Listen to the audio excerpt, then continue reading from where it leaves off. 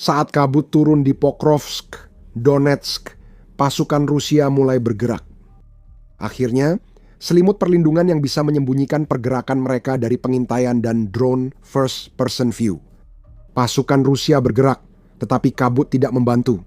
Pasukan Vladimir Putin masuk ke kabut dan tak pernah kembali. Saat mereka menghadapi nasib lebih buruk dari kematian yang tak mereka sadari. Pada tanggal 1 Februari, The Kiev Post melaporkan tentang penghancuran mengejutkan yang dilakukan Ukraina terhadap 2 serangan besar Rusia di arah Pokrovsk, yang keduanya terjadi pada hari yang sama. Kami akan membahas detail lengkap dari serangan itu sepanjang video ini, tetapi berikut adalah berita utamanya. Beberapa peleton Rusia, banyak dengan kendaraan, mencoba masuk ke Pokrovsk dan Roshina saat kabut musim dingin tebal. Namun, kabut itu malah menjadi lokasi pertumpahan darah, bukan cuaca ideal untuk infiltrasi.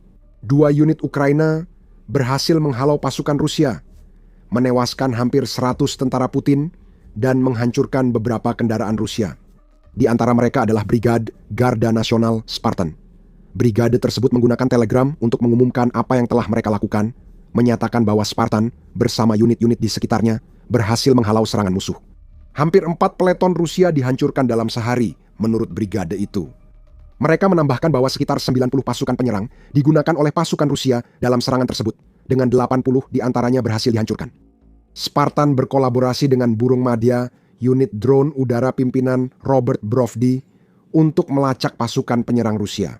Bahkan ketika mereka mencoba bersembunyi di dalam kabut, hasilnya tetap kematian dan kehancuran yang tak terelakkan bagi para penjajah Putin dalam skala besar, melebihi 80 kematian yang sudah kami sebutkan sebelumnya. Brigade Spartan mengatakan bahwa sepasang tentara Rusia sudah terluka, menambah jumlah korban, dan 2 lainnya ditangkap oleh Ukraina.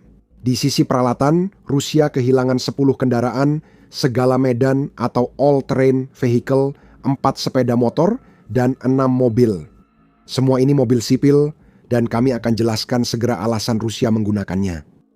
Kita tidak perlu hanya percaya, kata Brigade Spartan. Unit itu mendukung pernyataannya dengan video 2 menit di saluran Telegram mereka, yang juga dibagikan beberapa media seperti UNN. Beberapa cuplikan videonya cukup grafis, jadi kami tidak bisa menayangkan semuanya di sini. Namun sejak video dimulai, dengan musik yang menghentak di latar belakang, kita melihat sebuah kendaraan Rusia terbakar hebat di tengah latar putih musim dingin Ukraina yang keras. Kemungkinan kendaraan itu diserang drone first person view, dan ini belum yang terakhir. Kita juga melihat rekaman yang diambil dari sudut pandang beberapa drone first person view Ukraina yang menunjukkan betapa tebalnya kabut itu terbang menembus keabu-abuan yang suram. Drone-drone itu memastikan kehancuran kendaraan, kadang terbang langsung ke target yang tak menyadari hingga terlambat. Video itu juga memperlihatkan bahan peledak dijatuhkan dari ketinggian, kemungkinan besar oleh drone burung-burung Madya. Bersamaan dengan gambar yang lebih grafis, akibat serangan Ukraina, korban Rusia tampak tergeletak di salju tipis dalam rekaman itu. Hal itu kembali mengingatkan pada kenyataan perang yang keras dan brutal yang sedang dijalankan Putin terhadap Ukraina. Nasib serupa menanti banyak tentara Rusia yang dikirim pemimpin mereka untuk menyerang Pokrovsk. Dan video itu pun berlanjut. Kita melihat lebih banyak bangkai mobil yang hangus terbakar, serangan terhadap tentara Rusia yang mengendarai sepeda motor, dan lebih banyak bom dijatuhkan di langit. Dalam satu adegan mengerikan, diduga terekam drone pengintai, terlihat tentara Rusia berbaju putih berusaha lari dari drone first person view yang mengejar. Tentara itu tidak punya kesempatan. Bersembunyi di pepohonan gagal, drone meledak. 1 tentara Putin tewas di malam yang menewaskan lebih dari 80 orang mereka. Ini perang yang dimulai Putin, dan Ukraina terbukti efektif menghancurkan serangan Rusia yang makin tak terorganisir di arah Pokrovsk. Ada kabut atau tidak? Penghancuran serangan Rusia oleh Ukraina berlanjut. Pada 31 Januari, Brigade Spartan juga melaporkan keberhasilan di arah Pokrovsk. Korps Serbu Lintas Udara ke-7 Ukraina mengumumkan lewat telegram keberhasilan serangan balasan mereka terhadap serangan mekanis Rusia di desa Roshina. Rusia memiliki beberapa alasan ingin menguasai permukiman ini. Menurut Medusa, Roshina berada di barat laut Pakrovsk. Hal ini menjadikan Roshina sebagai kandidat kuat bagi pasukan Putin untuk melancarkan serangan ke Pokrovsk dari arah baru. Jika mereka berhasil merebut desa tersebut, Roshina disebut Medusa sebagai pusat logistik utama Ukraina di utara Pokrovsk, memberi Rusia alasan untuk menduduki desa itu. Tidak ada lagi Roshina, bisa berarti tidak ada lagi jalur menuju utara Frovsk. Tentara dan perlengkapan Ukraina sehingga memberikan beberapa serangan Rusia peluang lebih besar untuk benar-benar berhasil. Laporan ancaman kritis. Komando Rusia memberi tentara batas waktu hingga 1 Januari untuk merebut Roshina. Tenggat waktu sudah lewat dan Rusia tampaknya belum lebih dekat menduduki desa itu hingga akhir 2025. Sumber yang sama menyebut medan terbuka antara Roshina dan Pakrovsk menjadi masalah besar bagi pasukan Putin. Dengan hanya sedikit tutupan pohon dan hampir tidak ada permukiman kecil di antara keduanya, pasukan Rusia kesulitan untuk berlindung. Pasukan itu bergegas melintasi medan terbuka untuk menyerang posisi Ukraina di Pokrovsk, Roshina. Anda sudah melihat Rusia kurang berhasil dalam upaya ini. Ladang terbuka itu menjadi kuburan bagi puluhan hingga ratusan tentara Rusia. Korps Serangan Udara ke-7 melaporkan di Telegram bahwa 2 unit membakar kendaraan lapis baja dan menewaskan lebih dari 10 tentara Rusia. Pasukan pertahanan menahan serangan di Grashinoya, sebut korps itu, menggunakan nama lain Roshina. Kita punya data. Setidaknya 10 tentara Rusia dieliminasi, ditambah yang dihancurkan Brigade Spartan di Pokrovsk. Memberikan Rusia jumlah korban sedikit lebih dari 90 orang untuk serangan mereka pada 31 Januari. Terlihat ada keputusasaan dalam serangan mekanis Rusia ke Roshina saat korps menyatakan pasukan Rusia menyerang pemukiman itu dengan 3 kendaraan lapis baja. Musuh mempercepat serangan ke Grashoina karena taktik infiltrasi dianggap tak memungkinkan, menurut laporan korps. Sepertinya menyelinap di balik kabut tidak berhasil. Unit yang sama menambahkan brigade mekanis terpisah ke 155 Ukraina bersama unit lain berhasil menggagalkan serangan Rusia di pinggiran Roshina dan jalur menuju desa, sehingga pasukan Rusia tersisa melarikan diri. Mereka meninggalkan lebih dari 10 rekan dan 2 kendaraan lapis baja yang hancur. Januari menjadi bulan buruk bagi Rusia dalam upaya merebut Pokrovsk. Serangan-serangan berhasil digagalkan. Kami akan memberikan gambaran lengkapnya kepada Anda sebentar lagi. Tapi sebelumnya, jika Anda ingin tetap mendapatkan informasi terbaru tentang segala sesuatu yang terjadi di Pokrovsk, tekan tombol subscribe. Kiev Post melaporkan staf umum Ukraina menyatakan, hingga 1 Februari, pasukan Ukraina menahan 80 serangan Rusia di arah Pakrovsk, kemungkinan sejak awal 2026. Pokrovsk sendiri telah diserang berulang kali, begitu juga dengan desa Roshina yang baru saja kita sebutkan. Bersama dengan pemukiman besar Ukraina lainnya bernama Minarat, serangan lain juga terfokus pada pemukiman Yampil, termasuk satu serangan pada awal Januari, di mana Ukraina berhasil menggagalkan 2 serangan Rusia yang kembali menggunakan all-terrain vehicle. Mungkin ini untuk mengatasi cuaca buruk yang bisa menyulitkan penyerangan. Pada 6 Januari, Rusia menyerang Yampil memanfaatkan cuaca buruk dan salju lebat sebagai perlindungan. Serangan ini terdeteksi sehingga Ukraina mengerahkan operator drone Batalion Signum untuk menghentikannya. 2 hari lalu, Rusia menyerang Pokrovsk dengan all-terrain vehicle, tapi dihancurkan Brigade Lintas Udara Terpisah Syiaslav. Berkali-kali pasukan Rusia menyerang. Ukraina selalu punya jawaban. Ukraina masih menguasai Pokrovsk dan beberapa permukiman sekitarnya yang sangat penting karena beberapa alasan. Putin memberi batas waktu hingga April 2026 bagi pasukannya untuk merebut Donbas, termasuk Donetsk. Sebagian besar Luhansk dikuasai Rusia, sedangkan Pokrovsk dan permukiman lain yang dibahas ada di Donetsk. Kini Februari, Pokrovsk masih bertahan. April adalah tenggat mustahil bagi Rusia, karena pasukan Putin masih harus melawan benteng kota yang menakutkan, beberapa lebih besar dari Pokrovsk. Kedua, ada Pokrovsk.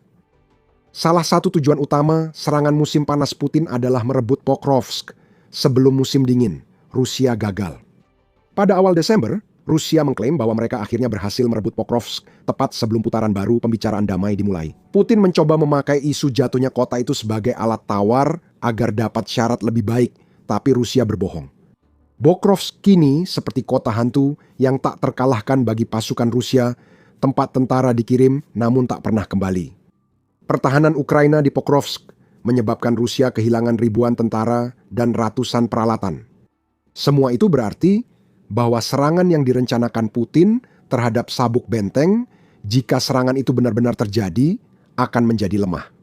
Ini bukan spekulasi. Ukraina yakin Pokrovsk hanya perlu bertahan sampai musim semi agar pasukan Rusia di sana kelelahan.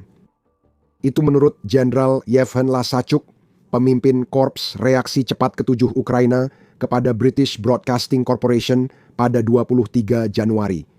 Dia mengungkapkan bahwa kekuatan serangan Rusia terhadap Pokrovsk mulai melemah. Ini adalah topik yang akan kita bahas beberapa saat lagi, jadi tetaplah menonton untuk mengetahui lebih lanjut. Selain itu, penilaian Ukraina menunjukkan bahwa pasukan Putin lebih lemah di wilayah Donetsk daripada yang ingin diyakini oleh pemimpin Rusia tersebut kepada dunia. Pokrovsk masih jauh dari kendali Rusia dibanding klaim Putin. Lasachuk menyatakan Ukraina masih menguasai sebagian besar wilayah utara kota itu dan garis pertempuran lebih jauh dari Pokrovsk. Kami kini mengendalikan tembakan bahkan sebelum garis ini, kata jenderal. Setelah British Broadcasting Corporation menanyakan tentang garis pertempuran, dia menambahkan posisi kami di bagian utara. Jika kita menggambarkan garis kontak pertempuran di Pokrovsk, itu akan berada di rel kereta api, dan di Mirnarad, itu akan berada di area gedung 5 lantai. Kemudian Lasachuk membuat pengakuannya. Saya pikir pada musim semi, musuh akan kelelahan dan akan sedikit memperlambat laju kemajuannya serangannya. Namun, ini jika tanpa melibatkan cadangan lain seperti Korps Marinir. Kami tahu itu sedang dikoordinasikan dan diperkuat. Saya tidak yakin akan digunakan ke arah ini, tapi mungkin saja, kata jenderal ke British Broadcasting Corporation. 31 Januari adalah contoh terbaru dari kejadian di Pokrovsk. Selama berbulan-bulan, Rusia terus menyerang. Ukraina menghancurkan serangan-serangan itu seringkali sebelum mereka mencapai lokasi yang seharusnya menjadi target mereka. Brigadir Jenderal Ukraina Oleg Apostol menyampaikan hal serupa dalam wawancara dengan Novina Nia pada 22 Januari yang sebenarnya direkam Desember sebelumnya, menurut Apostol. Pasukan Ukraina menang sekitar 90% kasus dalam pertempuran jarak dekat melawan Rusia di dekat Pokrovsk, menambah penderitaan bagi Putin. Mayoritas serangan Rusia di Pokrovsk dihentikan sebelum terjadi pertempuran jarak dekat. Beberapa kali pasukan Rusia berhasil menembus pertahanan di sekitar Pokrovsk. Kebanyakan dari mereka akhirnya menyusul rekan yang tewas. Hanya waktunya lebih lambat dibanding jika sudah terkena drone dan pertahanan Ukraina. Bahkan ketika Rusia berhasil meraih sebagian keberhasilan, seperti dalam serangan di mana pasukan Putin pernah memanfaatkan kabut musim dingin di sekitar Pokrovsk, keberhasilan itu tidak bertahan lama. Ya, di arah ini, kadang-kadang Rusia memang meraih sebagian keberhasilan, misalnya ketika ada kabut tebal. Namun, bahkan keberhasilan sesekali itu pun dinetralisir oleh unit kami dan pasukan Rusia dihancurkan, ungkap Apostol. Kendala utama dari keberhasilan Ukraina di Pokrovsk adalah Ukraina belum bisa memanfaatkannya lebih jauh. Menguasai kembali Pokrovsk butuh banyak sumber daya, dan saat ini kami belum mampu, kata Apostol. Namun bahkan begitu, dia menambahkan catatan bahwa pasukan Ukraina yang ditempatkan di Pokrovsk dapat membuat beberapa kemajuan positif melawan penjajah Rusia. Meskipun belum sampai pada titik di mana bagian kota yang diduduki bisa direbut kembali. Saat ini terjadi kebuntuan yang semakin diperkuat setiap kali Ukraina melakukan sesuatu seperti menghancurkan sekitar 100 tentara Rusia beserta kendaraan mereka saat mereka mencoba melakukan serangan ke arah Pokrovsk. Kita bahas lagi serangan Rusia yang gagal pada 31 Januari. Kami sudah memberitahu bahwa serangan itu menunjukkan kondisi serangan Rusia di Pokrovsk dan masih belum sesuai harapan. Rusia mencoba beberapa cara untuk merebut kota itu, salah satunya memanfaatkan kabut. Hal ini tidak bisa disalahkan pada Rusia. Strategi ini sebelumnya memberi sedikit keberhasilan bagi Rusia, terutama saat Rusia memanfaatkan cuaca buruk pada November.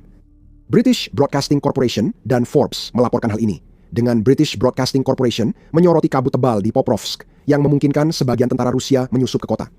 Media tersebut melaporkan Presiden Ukraina, Volodymyr Zelensky, memperkirakan Rusia menyelundupkan 300-500 tentara ke Pokrovsk. Rusia berani melancarkan serangan mekanis ke kota itu, tindakan yang hanya mereka lakukan. Kabut tebal mengaburkan pandangan udara Ukraina dari drone pengintai. Serangan itu gagal. Prajurit Ukraina bernama Sandy Gus membenarkan hal itu. Namun, Gus juga menunjukkan bahwa kabut telah membuat Ukraina tidak dapat menentukan seberapa banyak dari kolom penyerang yang telah dihancurkan.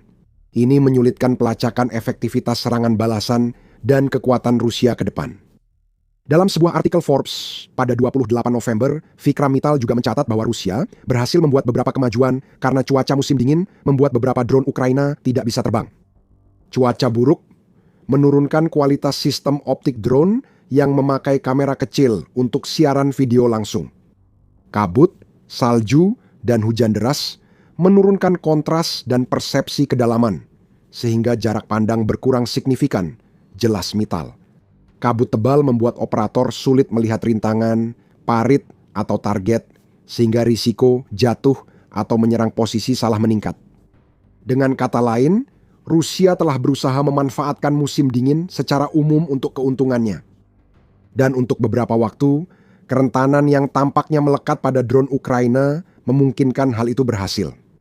Namun, 31 Januari menunjukkan bahwa Ukraina masih punya jawaban. Bahkan ketika Rusia mencoba menggunakan kabut sebagai perlindungan, kemungkinan besar upaya Rusia untuk menyeberangi lahan terbuka antara Pokrovsk-Roshina yang sudah kami sebutkan sebelumnya di video ini turut berperan. Bagaimanapun, keterbatasan jarak pandang bukan berarti tidak ada jarak pandang sama sekali. Dan jika satu-satunya perlindungan yang kamu miliki hanyalah beberapa pohon yang tersebar, bahkan kabut pun tidak akan menghentikan drone mematikan Ukraina untuk memburumu. Pada akhirnya, tentu saja, unit penyerang Rusia juga tidak membantu diri mereka sendiri dengan menggunakan kendaraan yang tidak akan pernah dianggap sebagai all-terrain vehicle bersenjata oleh orang waras manapun. Motor dan mobil sipil mungkin pilihan yang cukup baik untuk melintasi medan musim dingin yang berat dalam kondisi normal, tapi menggunakannya di perang Ukraina sama saja dengan bunuh diri. Rusia telah lama melakukan ini. Pada Februari 2024, Business Insider melaporkan Rusia memakai motor all-terrain vehicle untuk serangan malam cepat ke posisi Ukraina. Konsep itu sudah menjadi paten saat itu. Tank dan kendaraan lapis baja tetap rentan terhadap serangan drone first-person view Ukraina. Kendaraan lebih ringan, lebih cepat, dan lincah sehingga lebih mudah menghindar. Tentu saja, prajurit yang mengendarai all-terrain vehicle atau sepeda motor tidak punya banyak peluang jika salah satu drone Ukraina berhasil mengejar mereka. Cable News Network menyoroti bahwa lebih dari setahun setelah laporan Business Insider, Kementerian Pertahanan Inggris sudah melaporkan kendaraan yang digunakan Rusia rentan. Dan itu masuk akal, ya, sepeda motor atau all-terrain vehicle mungkin lebih cepat daripada tank, tapi bahkan kendaraan-kendaraan itu harus melambat ketika pengendaranya mencoba melewati medan yang sulit. Satu-satunya keunggulan yang mereka miliki adalah ukurannya yang kecil, sehingga bisa membuat mereka lebih sulit untuk terlihat. Mungkin itu harapan Rusia pada 31 Januari, namun harapan itu pupus. Hari yang seharusnya menjadi hari di mana Rusia melancarkan beberapa serangan besar terhadap Pokrovsk. Roshina justru berakhir menjadi satu lagi penghinaan bagi Putin dan pasukannya. All-terrain vehicle dan sepeda motor beserta para tentaranya hancur semuanya. Ini contoh lain kota Pokrovsk yang dikira sudah jatuh, malah jadi mesin pembantai menakutkan bagi tentara Rusia. Bahkan Jenderal Musim Dingin pun tidak bisa menyelamatkan Rusia. Kali ini, sejujurnya, Jenderal legendaris itu sama sekali tidak membantu Rusia sejak cuaca dingin melanda Ukraina. Musim dingin yang biasanya menguntungkan Rusia kini malah menewaskan tentara Putin di garis depan, bahkan sebelum drone Ukraina bertindak. Tonton video kami jika Anda ingin mengetahui lebih lanjut. Dan jika Anda menikmati video ini, pastikan untuk berlangganan The Military Show untuk mendapatkan pembaruan terbaru tentang apa yang terjadi di arah Pokrovsk. Dan seperti biasa, terima kasih telah menonton.